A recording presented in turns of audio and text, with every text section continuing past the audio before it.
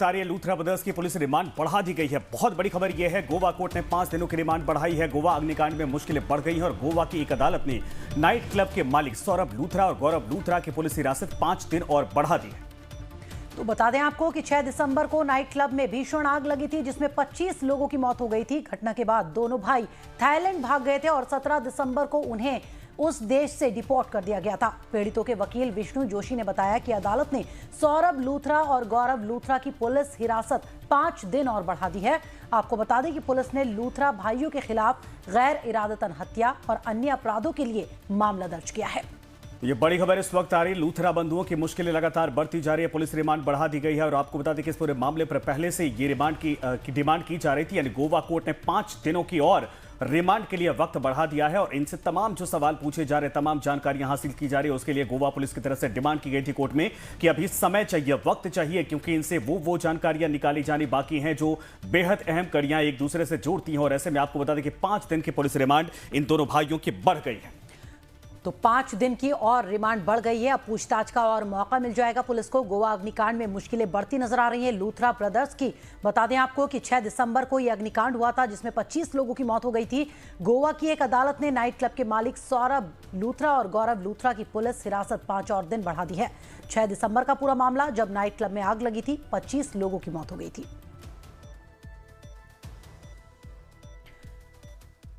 मनीष मेरे सहयोगी जानकारी के साथ सीधे मुंबई से जुड़ गए हैं। मनीष, क्या माना जाए और बढ़ती नजर आ रही है, 5 दिन की रिमांड मिल गई है और पुलिस को अब और जानकारियां मिल पाएंगी इस पूरे मामले में?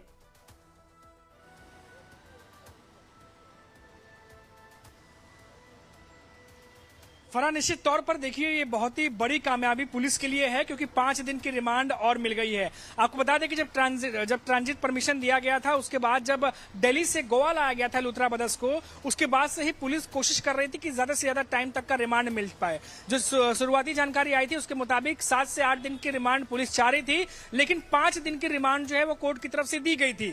आपको बता दें कि जो विक्टिम फैमिली की तरफ से जो वकील हैं विष्णु जोशी, उन्होंने भी जानकारी दी है। जब वो भी जानकारी दे रहे थे तो उन्होंने बताया कि लूथरा ब्रदर्स अभी से नहीं, बल्कि जब फायर कांड हुआ था उसके बाद से लगातार उनकी तरफ से कोशिश ये हो रही है कि कैसे भी करके जो भी रियायत है या जो भी जो कह सकते हैं हेल्प है वो ली जा सके। शुरुआत में इन्होंने एंटीसिपेटरी बेल के लिए अप्लाई कर दिया था, जो कि रिजेक्ट हो गया था। उस समय ये खबर आई थी कि उस समय ये कम से कम कुछ हफ्तों की मोहलत मांग रहे थे और ये भी कहा गया था इनकी तरफ से कि ये जल्द ही जांच को ज्वाइन कर लेंगे। लेकिन बिल्कुल गोवा पुलिस इस मूड में बिल्कुल नहीं थी, क्योंकि जांच जो है बहुत तेजी से चल रही थी, प्रशासन इन्वॉल्व था। और निश्चित तौर पर देखिए लूथरा ब्रदर्स को जब लाया गया था, क्योंकि उन्हें थाईलैंड से भारत लाया गया, फिर दिल्ली से गोवा लाया गया, तो इन तमाम चीजों में पुलिस से लेकर के इंटरपोल से लेकर के विदेश जो मंत्रालय है वहां तक सब लोग इन्वॉल्व थे।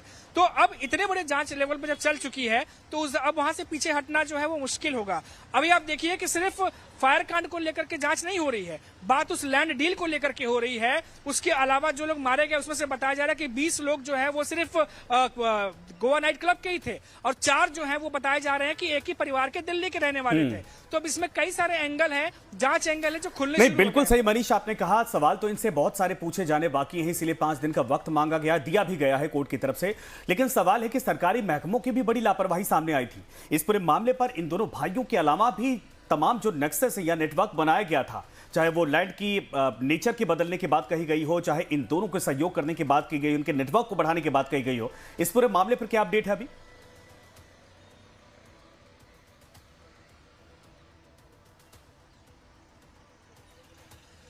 देखिए अभी लगातार पुलिस की जांच चल रही है। जो शुरुआती जांच सामने आ रही है उसके मुताबिक अभी तक जो पुलिस की पूरी जांच है वो इस क्लब को लेकर के, फायर सेफ्टी को लेकर के, लैंड डील को लेकर के, जो वहां की पंचायत है उसको लेकर के, और साथ ही साथ जो 3 सरकारी अधिकारी इस मामले में लिप्त पाए गए थे उनकी कितनी जो है इसमें भूमिका है, उन तमाम चीजों के इर्द गिर्द घूम रही है। लेकिन इसमें कोई दो राय नहीं है कि प्रशासन के कुछ अधिकारी गोवा से हो सकते हैं, दिल्ली से भी कुछ कनेक्शन सामने हो सकता है।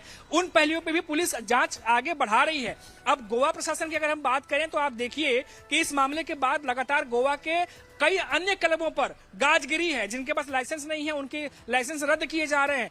तो सिर्फ एक क्लब का मामला नहीं है ये, बाकी अन्य क्लब भी हैं जो इस तरीके से चल रहे थे। तो अब इसमें बहुत ज्यादा डिटेल में जाकर के जांच करने की जरूरत है कि क्या ये सिर्फ एक व्यक्ति की वजह से है या फिर कोई बड़ा पॉलिटिकल एक बड़ा नेक्सस इसके पीछे या लाइजनिंग। बिल्कुल सही आपने कहा मनीष, और जाहिर सी बात है कि सबको इंतजार है कि इस पूरे मामले पर जब पूरी फाइल की सच्चाइयां सामने आएंगी तब समझ में आएगा कि कितना बड़ा ये यहां पर नेक्सस पूरे गोवा के लिए परेशानी खड़ा कर सकता था। हालांकि इन दोनों भाइयों की जो करतूत थी वो अब इस वक्त सबको अलर्ट भी कर रही है और इनसे पूछताछ भी किया जाएगा कि आखिर इन्होंने यहां पर जो लापरवाहियां की थी क्यों की।